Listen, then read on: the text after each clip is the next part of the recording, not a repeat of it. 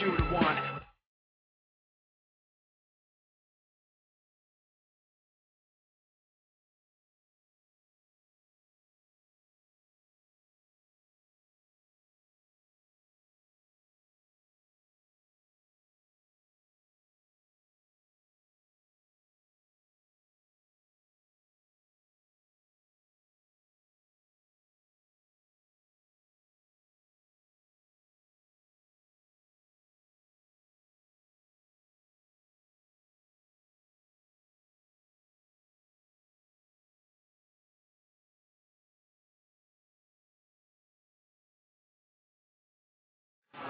What I want you to want.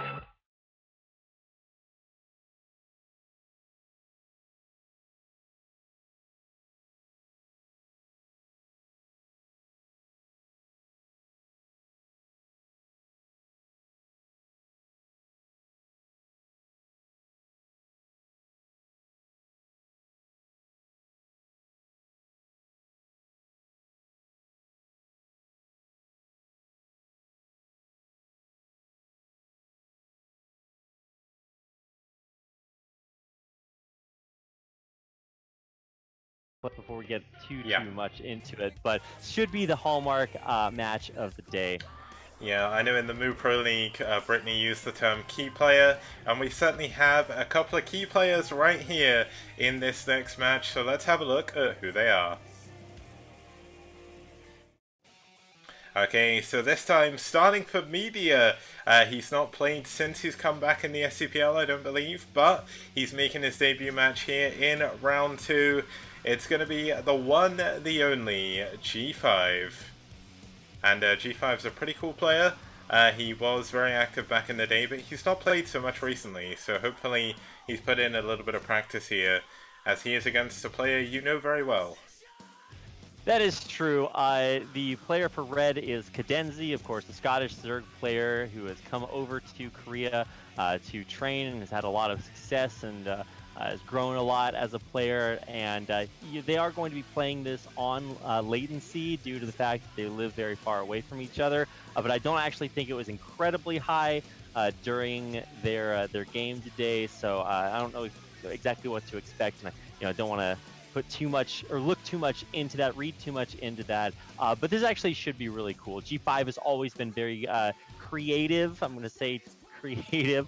And this is a guy that has had a lot of success back in the past. In 2010, he won the WCG USA qualifiers. He placed top 3 in the previous year, and I think got second the year before that. So he's had a lot of success. Very sneaky, very cheesy in some ways, but he's going up against Cadenzie, who has great control, great, really solid build orders. He does like to play pretty aggressively and has some unique strategies that not a whole lot of people are willing to pull off. And not only that, but she is also currently being trained by Effort, Brittany and Rain as well. So Effort, of course, one of the best Zerg players in the world right now. So kind of insane. She's definitely improved a lot since she got into Korea.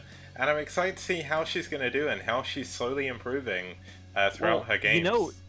The kind of ironic thing is that in their BJ Malmyeonjang, their team battle that they played earlier, she was on Effort's team, but actually now in the recent team league that's going on, she is on the Woonjin Stars representative, and as you all know, that is unfortunately not Effort's team, and so the teammates are now pitted against each other, and that's kind of cool to see that changed around. But she has been getting coached by Larva a little bit. I don't know if that's a good thing because his style is a little bit weird sometimes, but certainly it is good to have some extra guidance. And for G5, he of course has his own guide, has kind of led himself in the builds that he does in some really strange directions. So we'll see what he has to pull out today, as this is the first time we get a chance to see him play in STPL.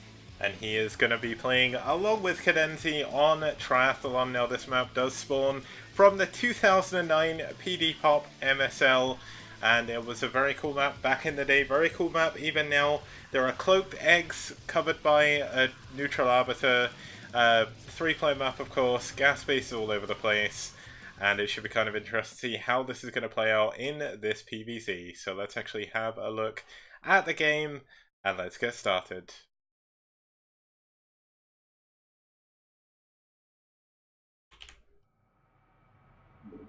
And speaking of getting us started here in the 12 o'clock position, fighting for red in the traitor colors here, it's going to be Cadenzie. That's right. Let me actually just go ahead and set my LAN latency latency here before the game starts, so that we don't have any desync issues. And her opponent in the upper, I guess 12 o'clock location, in the white, or wait, no, Wait, why no, did I that is Cadenzie, yeah. In the 9 o'clock location, the red is G5 playing for Micromedia. They do have a new logo for STPL, but of course their previous logo far superior. I think I tweeted that out recently, so if you go to Twitter and look at that. Their previous logo that was in all their combo videos and pin displays, I think looked much better, but they've revamped their logo, they've revamped the team, they basically got the boys back together again, and we'll see how well they are able to do. Of course, some good names from back in the day, but they have to stand up against kind of the new hotness of the new pro players, strong players from different clans, and you certainly Cadenzie, Cryok, really the whole red roster has been doing very, very well. So yeah, it'll be interesting to see this be a big test for media. Now it looks like we're gonna have possibly a 12 hatch here, possibly an overpool. I know Cadenzie's not a very big fan of 12 pool, but I have seen her do overpool quite a lot recently, so that's what I'd expect to see. But then again, always expect the unexpected, much like the Spanish Inquisition here in the STPL. Never know what you're gonna get. I think you know what you're going to get with the Spanish Inquisition kicks. That really only goes one way. But we are going to see, I believe, a 12 hatch yet. Oh, man, seconds late by G5. His probe actually doesn't block that hatchery. Oh, man, that could have really, really changed the way that this game goes. I know a lot of times if you kind of mess with Cadenzie early on, that can kind of, tilt her a little bit. And certainly having probes be ultra annoying is something that tilts just about everyone that plays CVP. So, that getting down means that the build continues. It's going exactly the way that Cadenzie wants it to. And on the other side, we are just seeing a forge fast expand here by G5. So really the most, or not the most economic openers on both sides, but still macro openings, nothing very aggressive. Yep. Now, if there's one thing that we can sort of take of what you said about people hating probes, like people always say there's a lot of hate between the races in Brood War, but if there's one thing that every single player, even Protoss players, can admit to, is that everybody hates probes. Devil probes. Yeah, nobody actually likes probes. Devil probes are the devil. Like. Yeah, I don't know what to say if you like probes, my man. That is that's just a really interesting thought to have. So we haven't seen anything beyond just 2 bases yet. No like fast thirds. Sometimes you'll see that because you can protect it on a semi-island through this Arbiter with Cloak Lurker eggs. Yep. But you really don't want to give too much away while your opponent's scouts are still in your bases. Yeah, no, of course, Cadenzie are going to be holding on, maybe not going for that 3 hatch. Now, of course, we could always see, well, I was going to say we could see 3 hatch Hydra, but she is immediately going into this layer here at her natural. I know it's not really that common to see the natural or the layer at the natural, but it does of course give it a little bit of extra health. And G5's probe hasn't gone back out to check for this yet, so G5 isn't going to know what's going on, and Cadenzie is showing the Hydralisk in the main. I know whether or not this is going to be a fake is yet to be seen. I'm guessing this is some lurker rush, but obviously we don't have anything. Look at this probe control.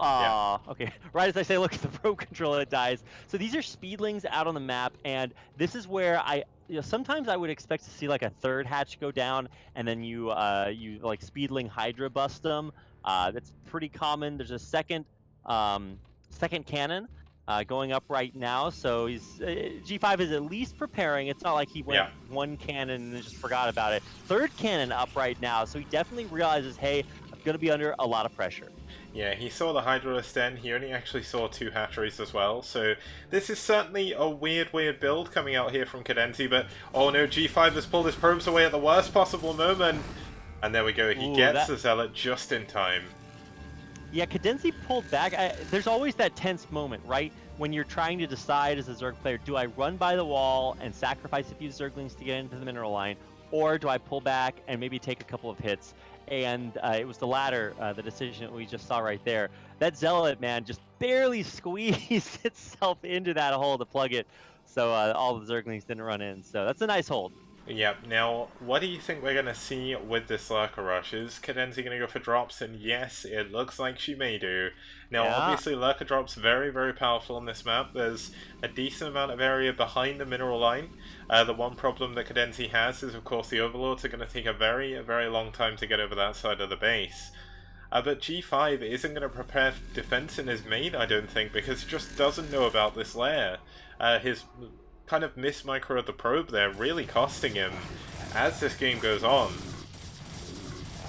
Zealot's pushing out. They are going to get a couple of free Zergling kills. Good control by G5. He doesn't lose any of them. And I'm glad that he's pushing out right now because he needs information. Right now, you're not going to have an OBS for this forge opening. You need to get some way to figure out what on earth is coming your way. And he's going to see the Overlord moving out across the map. Sometimes maybe that's just to protect against DTs, but more importantly, it could also lead to drops. So maybe that'll like kind of pique his interest. That's P-I-Q-U-E, I believe. Yeah. Or P-I-Q-E, I don't know how to spell that, but it's not P-E-A-K. Yeah, there we go. All right, our spelling lesson's done for the day, kids. We're smarter people, but more importantly, there's no Zealots left anymore. That's a big, big problem. One's about to pop out from its forward gateway, but that is a lot of lings.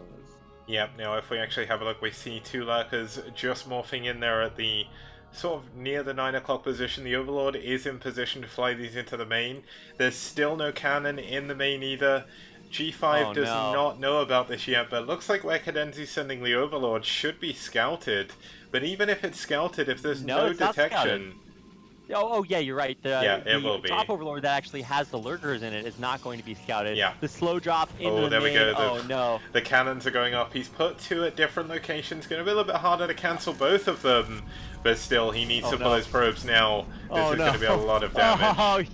Huge shots, and they continue to take down probes. Wow. He's actually going to run the Lurker even further to either maybe control this ramp or try to run it down the ramp. Running it down the ramp's a little bit optimistic. Glitches on the probes, but it makes it through. The probes trying to take it out. It's got like 1 HP, 20 HP, but it burrows, and tragedy strikes here for G5. There's a Lurker in both mineral lines. Yeah, this is a heartbreaker, and the Lurker is actually killing the probe, or the pylon in the main, which is the one pylon that's powering nearly all of the buildings.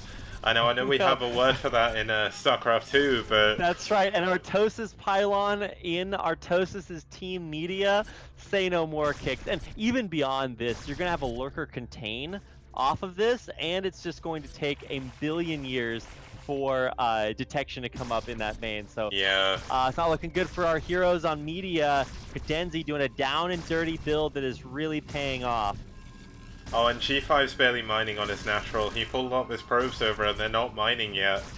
Oh, he's sending some probes back to mine, actually.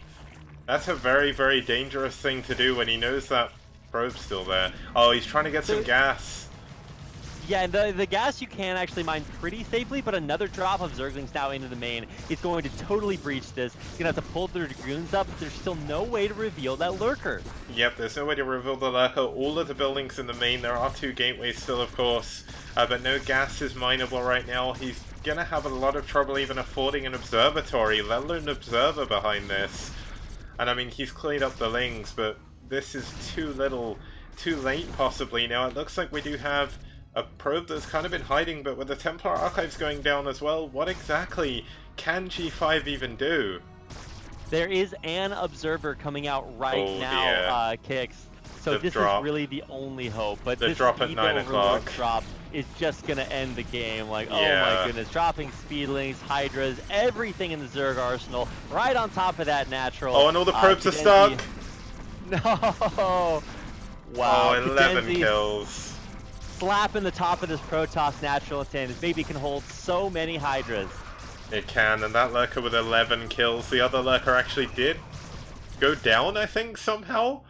Unless it's under the Overlord, but still, great game by Cadenzie. G5 did a good job as well, but unfortunately, I mean, behind this, I forgot to show, but there is a third base from Cadenzie as well, so she wasn't even all in.